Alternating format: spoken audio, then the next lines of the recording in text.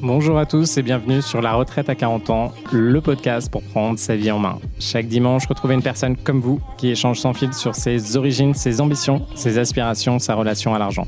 Je m'appelle Victor Laura, je suis l'expert français du frugalisme et du mouvement FIRE, Financial Independence and Retire Early, indépendance financière et retraite précoce. Retrouvez mon livre La Retraite à 40 ans, c'est possible aux éditions Larousse. Pour rejoindre le mouvement FIRE, c'est sur devenirfrugaliste.com. Il y a une communauté, des workshops et des outils.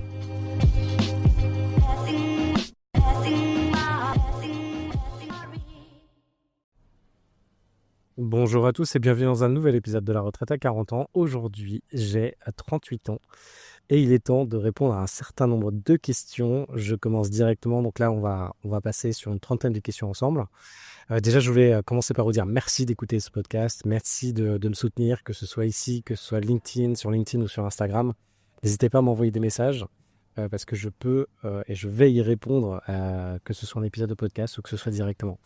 Alors, on se lance directement. Première question, c'est quoi la retraite à 40 ans exactement? Donc ça, c'est une question assez marrante. Donc pour ceux qui ne savent pas, pourquoi le podcast s'appelle La Retraite à 40 ans?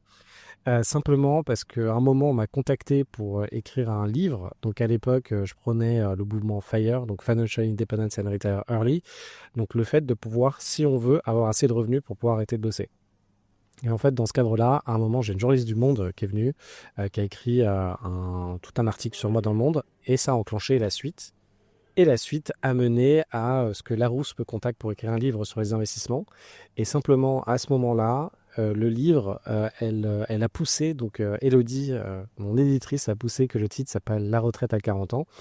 Et du coup, on s'est lancé là-dessus pour que ça devienne simplement le livre. Et après, j'ai créé le podcast avec La Retraite à 40 ans pour promouvoir le livre. Donc voilà comment tout ça, c'est devenu La Retraite à 40 ans. Ce qu'il faut retenir dans le mouvement FIRE, c'est simplement l'objectif d'avoir effectivement de son patrimoine des revenus, que ce soit 500, 1000, 2000, 10 000, 20 000 euros, qui permettent en fait de couvrir son niveau de vie, voire le niveau de vie qu'on veut, et après d'entamer finalement sa deuxième vie. Et sa deuxième vie, c'est quoi? C'est la vie lorsqu'on n'a plus besoin d'échanger concrètement son temps contre de l'argent et qu'on soit capable de se lancer dans d'autres projets.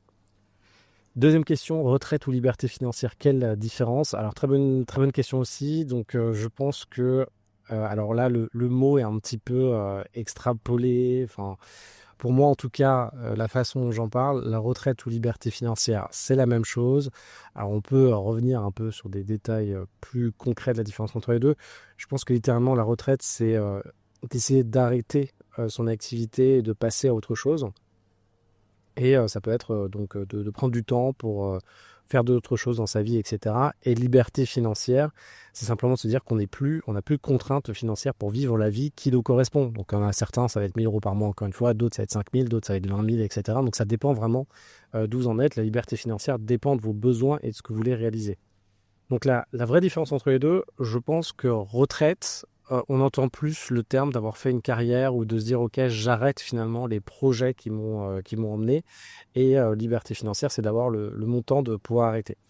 Moi je suis convaincu que la liberté financière, c'est ce dont, alors bon, liberté financière en français, c'est c'est un terme qui pour moi pose pas mal de difficultés, parce qu'on l'a vu un peu avec des influenceurs tourner un peu dans toutes les directions, mais c'est réellement ça en fait, c'est simplement financièrement de ne plus être bloqué dans une situation compliquée.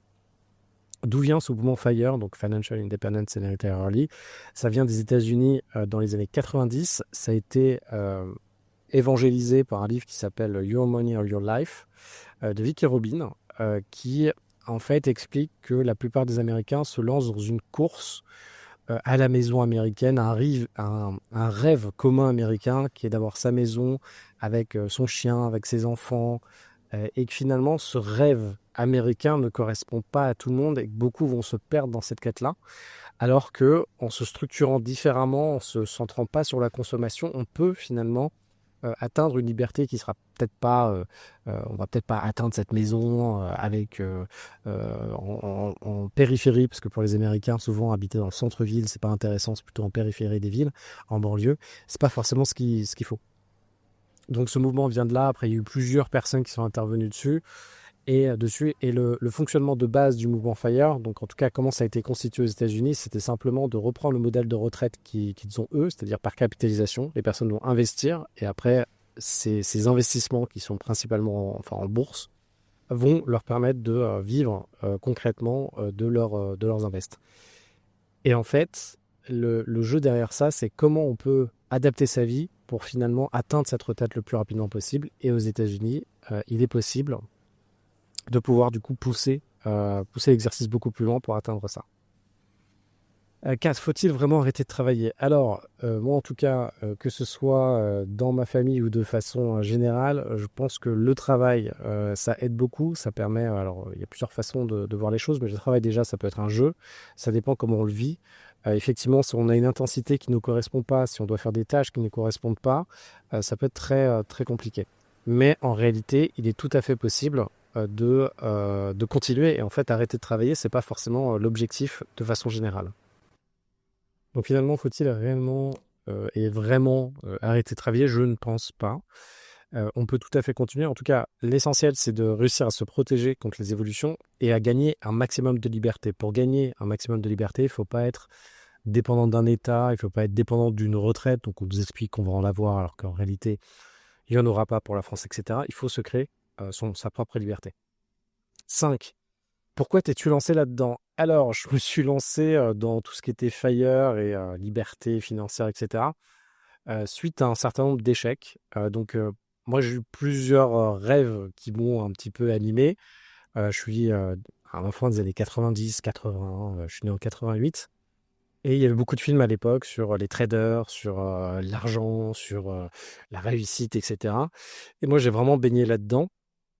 Et en plus, j'ai été dans un collège-lycée qui était vraiment, en gros, pour des personnes fortunées en France, à Paris, etc. Sachant que moi, je venais pas du même milieu social. Donc, j'ai vu en fait un déclassement. C'est-à-dire, quand je traînais avec mes amis, je me rendais compte qu'on venait pas du tout du même milieu. Et du coup, ça m'a donné la niaque, l'envie d'y arriver et d'avancer. Et j'ai eu plusieurs choses qui m'ont intéressé. Donc déjà, je voulais absolument devenir trader. J'ai eu la chance de tester ça en tant qu'assistant trader. Je me suis rendu compte que c'était pas du tout pour moi. Donc je l'ai vécu comme un véritable échec. Même avant ça, j'ai fait une prépa maths. J'ai pas eu la prépa maths que je voulais. Puis après, j'ai pas eu l'école que je voulais. Et donc ça m'a aussi marqué en me disant, zut, c'était une suite d'échecs qui sont continués. Après, il y a eu la même chose. Une fois que j'ai été assistant trader, je me suis dit, OK, en fait, il faut plus que je fasse des maths qui sont derrière les traders pour faire les algorithmes de trading, etc. Donc, j'ai commencé un doctorat aux États-Unis. Là, pareil, je me suis retrouvé dans quelque chose qui m'allait pas du tout. Je me retrouve à rentrer en France, finalement, refaire des études pour aller dans tout ce qui était fusion-acquisition. Je fais de la fusion-acquisition et puis là, je me rends compte que c'est pas mon truc non plus. Donc, j'ai toutes ces expériences qui m'ont poussé en fait dans un moment où j'étais là, zut, je teste plein de choses, j'y arrive pas, je suis pas exceptionnel, c'est compliqué pour moi. En faisant de la fusion-acquisition, donc c'est là où on travaille beaucoup, donc ça peut très vite aller vers du 90 heures par semaine, donc il faut vraiment se dire que bon, on y va pour ça aussi, mais bon, on commence à 9 heures le matin, mais on peut finir à 2, 4 heures du matin. Alors ça a peut-être un petit peu changé récemment, mais en tout cas, il y a ce rythme-là qui est bien présent. Et en plus de ça, il y a le fait que j'étais pas, enfin, faut apprendre, etc. Mais il y avait des moments, bon voilà, j'étais sur des dossiers, c'était pas parfait. Donc il y a des réprimandes assez dures des boss avec qui on était, etc.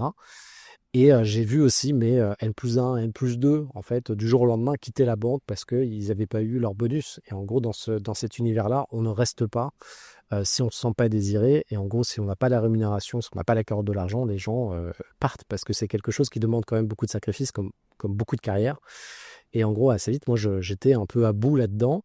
Et c'est ce que je raconte dans mon livre aussi. C'est qu'à un moment, j'étais en métro ligne 1 pour aller à la Défense. Et là, j'ai vu une femme d'une quarantaine d'années, 40, 50 ans, qui avait l'air très fatiguée par sa vie. J'ai imaginé sa vie comme quoi elle était avec son mari. Ils habitaient tous les deux à Paris. Ils avaient des enfants. Au début, ils aimaient leur carrière, puis maintenant, c'était dur pour eux d'aller bosser. Ils étaient dans quelque chose qui n'allait pas. En fait, j'ai totalement extrapolé ma vie en me disant, écoute, Victor, si tu restes dans ce chemin-là, voilà ce qui va t'arriver. Et je me suis dit, ok, je ne veux pas ça. Et je me suis dit, comment je fais pour m'en sortir? J'ai regardé, je me suis dit que les Américains étaient en avance sur nous. J'ai regardé How to not work anymore, je sais pas quoi, sur les États-Unis. Je suis tombé sur des forums.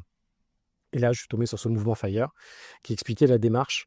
Et en regardant rapidement, je me suis rendu compte qu'avec ma capacité d'épargne et ma capacité pour avancer, la méthode américaine allait être compliquée pour moi. Et du coup, je me suis dit, OK, quelles sont les alternatives? Et puis, je me suis lancé du coup dans l'immobilier et dans d'autres choses. À quel âge as-tu commencé? J'ai commencé à 22-23 ans, du coup, à cette période-là, quand j'avais mon premier job à ce moment-là. Quel a été le déclic? Alors là, je l'ai raconté déjà le déclic, donc c'était effectivement ces échecs successifs et aussi me rendre compte que chez d'autres personnes, ça ne marchait pas et je me rendais compte que pour moi, ça n'avait pas marché le schéma classique de la carrière. Et un autre élément aussi, mon père avait une boîte de formation et je passais pas mal de temps avec des personnes qui étaient coachs pour lui ou qui étaient formateurs pour lui. Et ces personnes-là avaient occupé pour certains d'entre eux des postes à responsabilité dans des grosses entreprises françaises. Et je me rendais compte qu'ils avaient quitté ces postes-là pour devenir formateurs, partager leur savoir, etc. Mais que d'un point de vue financier, c'était pas si bien que ça. C'est-à-dire qu'ils avaient pas, ils avaient 40, 50, même 60 ans pour certains d'entre eux, et financièrement, il y en avait quelques-uns qui avaient du mal. Et là, je me suis dit, OK, il y a quelque chose à faire. Combien de temps avant ton objectif? Alors, combien de temps avant ton objectif? Je comprends pas trop la question, mais en gros, moi, ce que je m'étais dit à l'époque, il y a des choses qui étaient assez importantes pour moi. C'était un, de pouvoir rester habité à Paris. Donc, je voulais vraiment, alors moi, je suis parisien de base, je voulais habiter à Paris. Ça, c'était important. Et après, je me suis dit, OK, il faut que ça arrive le plus rapidement possible, l'atteinte de mon objectif. Et finalement, bah, j'ai mis pas mal de temps pour l'atteindre. Donc, j'ai atteint à 30 ans, j'avais 4 000 euros par mois de revenus semi-passifs. Donc, revenu passif, c'est vous avez de l'argent en bourse, vous n'y touchez pas, vous ne bourse, enfin, vous n'allez pas boursicoter et vous avez l'argent, vous avez des dividendes, vous avez une, grosso modo, vous avez des gains qui viennent de la bourse. Donc, ça peut être soit des dividendes, soit vous allez vendre parce que vous avez gagné de la valeur. C'est-à-dire que ce que vous avez acheté a pris de la valeur dans le temps. Vous avez les deux qui peuvent vous faire gagner de l'argent. Et en gros, moi, cet argent-là venait de semi-passif, donc principalement d'immobilier et à cette époque-là, de, entre guillemets, side business, donc des business qui étaient. Il y avait mon coworking et il y avait aussi. Donc, le coworking commençait à bien tourner et il y avait aussi des sites internet que j'avais. Et ça, c'était une première phase. Et après, il y a une deuxième phase à 32 ans où j'étais à peu près à 12 000 euros par mois. Sauf que, attention, certains de ces revenus-là ne sont pas constants dans le temps. Et on reviendra dessus. Mais quand, par exemple, si vous avez un appartement ou un immeuble que vous louez en nu ou que vous avez une colocation, généralement, ça peut très bien durer dans le temps. Il y a juste des phases où il y aura peut-être des travaux à faire. Mais quand vous avez des business un peu plus business, type site en ligne, etc., si vous ne réinjectez pas beaucoup d'argent dedans, potentiellement il y a des tendances qui changent, etc. Le SEO peut évoluer. Donc le référencement sur Google, ça peut évoluer. Puis là, on le voit avec justement l'arrivée de l'IA. Donc attention à ces éléments-là. Neuvième question, ta plus grosse peur jusqu'ici? Alors, ma plus grosse peur jusqu'ici, ça a été de, je pense, perdre beaucoup de ce que j'ai pu capitaliser et finalement de me retrouver à devoir reprendre un job. Je pense que ça a été une de mes très grandes peurs et de ne pas y arriver. Alors, ça dépend comment vous lancez dans tout ça. Moi, en l'occurrence, il y a des moments où j'ai pu prendre pas mal de risques et effectivement, ça m'a pas mal stressé. Alors, ça m'a permis d'évoluer. Je pense qu'il y a plusieurs choses. C'est, on a besoin en fait de vivre avec le risque. Après, on est tous différents, mais ça nous permet d'évoluer. Donc, il y en a certains d'entre nous qui vont comprendre quelles sont leurs limites. Il y en a d'autres qui vont progressivement dépasser ces limites-là. Je repense à un Américain, mais je crois qu'il est décédé. C'est celui qui a permis de faire des grosses avancées sur les vaccins contre les venins de serpents. Et en fait, lui, ce qu'il faisait, c'est qu'il se faisait littéralement piquer chaque journée par différents serpents. Et au fur et à mesure de sa vie, en fait, il a développé du coup une résistance aux venins des serpents. Et grâce à lui, on a pu largement avancer. Et je pense faire des vaccins ou trouver des façons de développer ça. Donc en fait, il a fait des prises de sang, on a étudié ce qu'il a fait, etc. Et en fait, nous, c'est exactement la même chose avec la prise de risque. Il y a un moment, il faut se sensibiliser à la prise de risque, se sensibiliser à des projets plus gros, etc. C'est ce qui va nous faire avancer. Par contre, il faut éviter de prendre une dose létale, et c'est la même chose dans le risque, il faut éviter de prendre une dose qui est trop grande pour nous. Combien faut-il pour être libre en France? Question 10. Alors, très bonne question. Il y a plusieurs façons pour répondre à ça.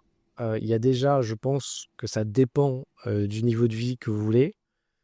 Avec 1000 euros, je pense qu'on peut vivre en France. Avec 2000 euros aussi, avec 3000 euros aussi, avec 5000 euros aussi. Ça dépend vraiment de votre niveau de vie, de ce que vous avez et de là où vous voulez vivre. Sincèrement, je pense que 2000 euros, c'est quand même le minimum qu'il faut viser. Et attention, parce que là, je parle de 2000 euros d'aujourd'hui, mais il y a quelque chose, et d'ailleurs, je vais faire un épisode de podcast dessus, qu'on ne voit pas trop, qui est vraiment l'inflation. Parce que 2000 euros aujourd'hui, peut-être que dans 5 ans, ça ne vaudra que 1500 euros. Donc, il faut vraiment faire attention à l'inflation. En tout cas, pour être libre en France, si on refait un calcul assez simple, disons que vous avez des investissements qui vous rapportent du 4% net de tout, il faut 600 000 euros placés pour que ça vous rapporte 2 000 euros par mois. Quel taux d'épargne vises-tu? Question 11. Alors, ce que j'ai fait pendant pas mal d'années, c'est d'avoir un taux d'épargne assez important. Alors, c'est assez particulier ce taux d'épargne parce que on va partir du principe qu'on a un salaire principal, donc par exemple 3 000 euros par mois, et qu'on va être en capacité de mettre 35%, par exemple 1 000 euros, 1 050 euros par mois de côté pour investir et pour pouvoir avancer. Ça, c'est une des stratégies qui est possible. Donc en tout cas, la stratégie de mettre de l'argent de côté, d'avancer à la bourse, avec la bourse, ça c'est très bien. Et certains d'entre vous, vous allez littéralement pouvoir atteindre votre liberté rien qu'en faisant ça. Principalement, donc si vous êtes à 3 000 euros, que vous n'avez pas des objectifs très très ambitieux, en réalité, vous allez pouvoir atteindre en 15, 20, 25 ans, voire 30 ans votre objectif. Par contre, moi, ce que je voulais, c'est aller beaucoup plus vite. Et ce système-là ne marche pas à moins de gagner vraiment beaucoup d'argent et d'avoir un objectif de rente mensuelle pas très élevé à la fin. Un des changements qui est possible, c'est simplement de passer en freelance, de pouvoir facturer 10 ou 20 000 euros par mois et là d'économiser pourquoi pas 50%, 80% de ce qu'on gagne. Question 12. La règle des 4%, ça marche en France. Alors la règle des 4%, ça vient d'une étude qui s'appelle la Trinity Study, où un chercheur a montré qu'il était possible d'avoir du 4% de rendement en faisant une répartition de portefeuille à la fois obligataire, c'est-à-dire de prêter de l'argent à l'État et que l'État nous rémunère parce qu'on lui prête de l'argent, ainsi que de faire une participation en bourse. Alors je crois qu'à l'époque, si je ne me trompe pas, c'était 50% en obligataire et 50% en actions, et qu'en plus de ça, il y avait prise en compte une inflation de 3% par an. Cette étude de Trinity Study est totalement applicable, donc la règle des 4%, c'est tout à fait applicable en France. L'idée, c'est de trouver, du coup, en fait, ce portefeuille permettait d'avoir net d'inflation 4% par an, ce qui est tout à fait possible et entendable aujourd'hui. Ce que font la plupart des FIRE aujourd'hui, c'est que la partie obligataire, alors ça dépend des moments et de la vie, mais là aujourd'hui, les obligations reviennent assez fortement, mais d'habitude, les obligations rémunèrent très peu. Là, on est un peu dans un changement aujourd'hui, j'en ferai un épisode dessus, mais principalement, la plupart sont 100% en actions sur du S&P 500. Donc ça, c'est un regroupement d'entreprises américaines et on peut très bien investir dans ces entreprises américaines de la France et ça peut fonctionner. Autre chose qui peut être intéressant, donc ça c'est principalement sur l'immobilier. Aujourd'hui, en tout cas moi j'arrive à faire des deals où on fait du 4% de cash flow, c'est-à-dire l'argent qui reste sur votre compte, en mettant 0 euros d'apport. Donc ça, on peut très bien faire du 4% avec de l'immobilier aussi, ce qui va beaucoup plus vite et beaucoup plus fort que la bourse. Par contre, il faut savoir le faire et ça augmente la charge mentale parce qu'on a de la gestion à réaliser. 13. Quel rendement supposes-tu? Bonne question, ça dépend. Ça dépend de ce que je fais, ça dépend du risque que je suis prêt à prendre. Je pense que si aujourd'hui vous avez, ça dépend de où vous voulez aller, mais en réalité, si vous avez une dimension un petit peu entrepreneuriale, si vous voulez avancer fort dans votre vie, moi je pense sincèrement que très vite il faut aller investir sur du S&P 500 pour voir ce que ça donne. Donc on est sur du 10 à 15% par an, mais attention, on a une chute potentielle de 40% de la valeur de ce qu'on a investi. Si on va sur de l'immobilier, moi je pense qu'il faut commencer fort rapidement et faire des investissements qui font beaucoup de cash et qui font des très forts rendements. Donc là, on peut arriver en immobilier. Alors vu qu'on met peu d'argent sur l'investissement immobilier, on va essayer de mettre peu ou très très peu d'apport. On peut effectivement faire sur l'argent qu'on a mis dans un appartement. Par exemple, si on met 1 000 euros et qu'on achète un appartement à 250 000 euros, c'est tout à fait possible de faire du 100, 200, 300% par an de performance sur les 1 000 euros. C'est-à-dire que la première année, on met 1 000 euros et on va gagner la première année, nos 1 000 euros vont se transformer en 2 000 euros. On aura fait du 100% de croissance. Mais c'est tout à fait possible de transformer 1 000 euros en 10 000, surtout dans l'immobilier, grâce à la dette. Donc ça dépend véritablement de ce que vous voulez faire, de là où vous en êtes. Moi, je pense sincèrement, donc pour ceux d'entre vous qui n'ont pas des volontés de prise de risque importantes, malheureusement, ça va leur limiter les investissements qui sont qui peuvent réaliser. Et surtout, ça va pas forcément leur permettre de prendre leur retraite grâce aux investissements. Donc ça, il faut faire attention. 14. Comment gères-tu l'inflation? Alors l'inflation, par exemple, j'avais refait un épisode de podcast là-dessus. Ce qu'il faut se rendre compte, c'est quand vous investissez par exemple en bourse, je vais prendre un autre, donc un ETF, c'est-à-dire ce qui réplique un indice, et l'indice c'est le MSCI World. Donc là, il y a 1200, 1300 entreprises dedans. Dès que vous mettez 1 euro dans un ETF, en fait, vous allez répartir votre euro dans les 1300 entreprises, principalement américaines, qui sont censées représenter la croissance mondiale. Cet ETF Monde, ces dernières années, a fait entre 10 et 12% par an. Et par contre, donc disons que ça fait 10, si on le fait net d'inflation, on va tomber sur du 6,85% par an. Donc là, il faut faire attention à ça. C'est-à-dire qu'il y a un véritable impact. L'argent que vous avez aujourd'hui, donc disons qu'aujourd'hui, vous avez un loyer qui tombe 2 000 euros par mois, enfin du moins un cash flow d'un investissement qui tombe 2 000 euros par mois, c'est-à-dire que vous faites votre loyer moins toutes vos charges, et disons que vous n'avez plus d'emprunt, ça vous fait 1 000 euros par mois. Si vous ne faites pas évoluer les loyers et que vous restez comme ça, vous allez avoir non seulement vos charges liées à cet appartement, donc vous allez avoir l'assurance, vous allez avoir les charges d'entretien d'immeuble qui vont évoluer de la même façon que l'inflation, donc vous allez avoir moins que ces 1 000 euros si vous ne faites pas évoluer les loyers. Et en plus de ça, vos 1 000 euros que vous allez avoir par exemple dans 3 ans ne vous permettront pas d'acheter les mêmes choses que les 1 000 euros que vous avez aujourd'hui. Par exemple, avec 1 000 euros, vous pouvez vivre, vous avez de quoi acheter, de quoi manger, payer votre loyer si vous avez un loyer, mais par exemple dans 5 ans, vous allez avoir 1 000 euros qui vont tomber, et ces 1 000 euros ne vont pas vous permettre de acheter la même chose qu'avant et de louer votre loyer. Donc attention à cette inflation. Ce qui peut être intéressant, il y a des investissements qui protègent contre l'inflation. En théorie, sur donc moi je ferai déjà mes calculs avec l'inflation, c'est-à-dire qu'au lieu de me dire ok, je fais des investissements, ça va me rapporter 10% par an, je vais calculer combien ça fait net d'inflation. Donc par exemple 6% par an. Donc je vais devoir investir beaucoup plus pour pouvoir finalement là je vais avoir un montant aujourd'hui qui sera même supérieur à mon objectif initial parce que ça va me permettre de me protéger contre l'avenir. Autre élément aussi, il y a des investissements qui protègent assez contre l'inflation, principalement l'immobilier. Pourquoi? Parce qu'on va déjà investir, disons que vous allez acheter un appartement aujourd'hui, on va reprendre le cas d'un appartement à 250 000 euros. Vous allez faire un crédit, vous allez acheter un appartement, les loyers déjà vont normalement évoluer comme l'inflation. Ça, c'est la théorie. Dans la pratique, ça se révèle assez vrai, mais attention, parce que si, par exemple, c'est pas parce que la théorie vous dit que votre loyer, ça devrait être, il est à 1 000 euros aujourd'hui, que vous pouvez l'adapter et passer à 1 030 euros parce que vous avez de l'inflation cette année, c'est pas pour autant que vous allez trouver des locataires à 1 030 euros. Mais normalement, ça devrait suivre l'inflation des loyers, donc ça vous protège de l'inflation. Et dans vos coûts, ce qui est assez intéressant, quand vous faites l'achat d'un appartement, vous allez avoir vos charges qui vont évoluer comme l'inflation, comme votre loyer. Par contre, l'emprunt, vous l'avez bloqué à un certain moment, donc il ne va pas prendre de la valeur, il ne va pas évoluer avec l'inflation. Donc l'immobilier est censé protéger contre l'inflation. Question 15, PEA, assurance vie ou immobilier? Très bonne question. Ça dépend vraiment de là où vous voulez aller et en fonction de combien vous gagnez de vos stratégies. Si vous gagnez assez, donc là, par rapport à votre objectif, si vous avez un montant de rémunération qui est suffisant et que vous pouvez atteindre votre objectif avec la bourse, allez-y. Pour la majorité d'entre vous, il faudra passer par l'immobilier parce que c'est là où vous allez gagner beaucoup plus d'argent et pouvoir accélérer beaucoup plus fort. Question 16, ETF ou actions en direct? Alors moi, je suis un très grand partisan des ETF. Donc en gros, vous achetez un ETF qui va répliquer un indice et vous allez avoir d'un seul coup pas mal d'actions. Sauf qu'aujourd'hui, on peut de plus en plus critiquer cette méthode ETF.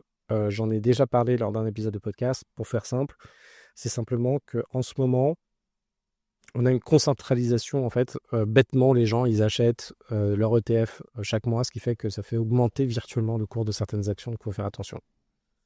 17, quelle est la place pour l'investissement locatif? Alors, l'investissement locatif, je pense que c'est un très bon pas pour justement pouvoir commencer le business, parce que l'immobilier locatif, c'est simplement du business.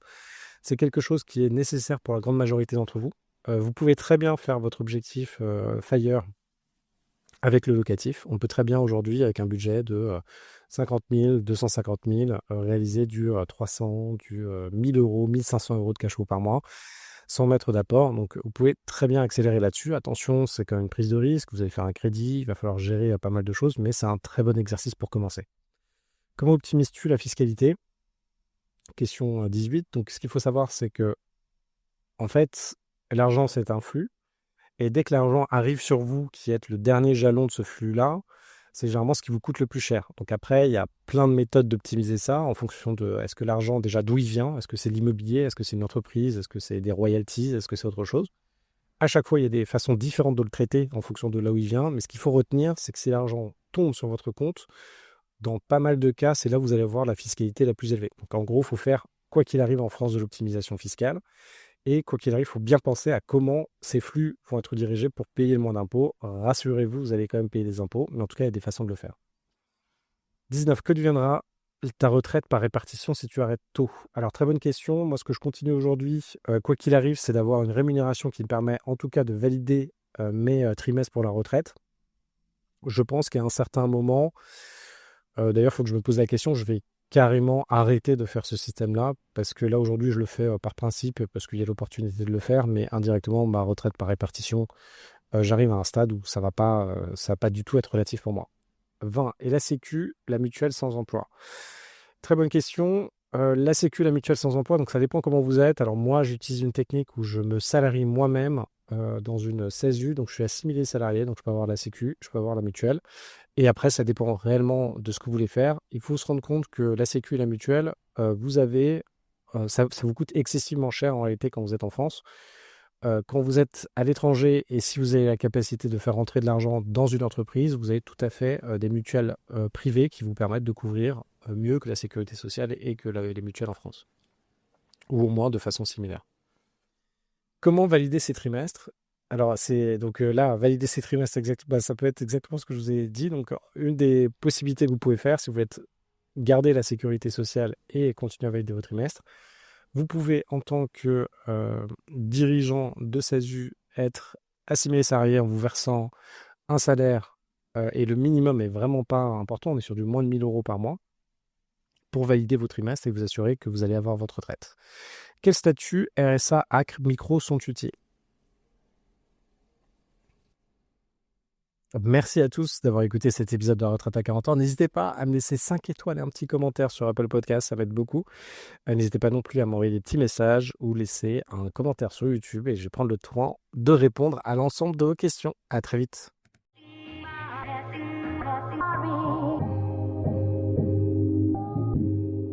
Vous venez d'écouter un épisode de la retraite à 40 ans. N'hésitez pas à en parler autour de vous, à vous abonner, à rajouter 5 étoiles et à mettre un petit commentaire. Ça nous aide vraiment beaucoup. Pour être informé des nouveautés, rendez-vous sur devenirfrugaliste.com. Une question? Je réponds sur LinkedIn, Victor Lora, L-O-R-A. Et surtout, n'oubliez pas, vous êtes déjà au top. À très vite.